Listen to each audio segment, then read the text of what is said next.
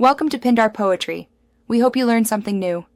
You begin by confirming which battery your Xbox controller uses and why that matters for charge method.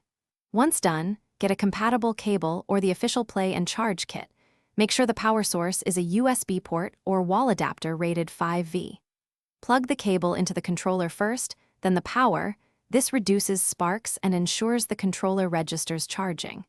You'll hear or see an LED change. This tells you charging has started, and the controller is negotiating power. Once charging has started, watch the LED or the on-screen battery icon to track progress and why that matters. It prevents overuse during charge cycles. Make sure you use a direct USB port or a good quality adapter, not a low-power hub, because steadier current prolongs battery life. If you can, avoid gaming wirelessly while charging.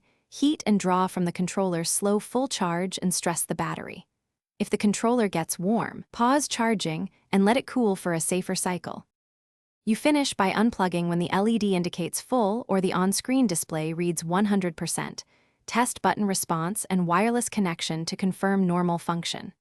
If charging fails, swap the cable and try a different USB port, because cables or ports are the most common culprits.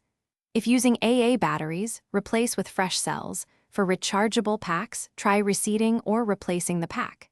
If none of this works, contact support or consider a battery replacement, as the charging.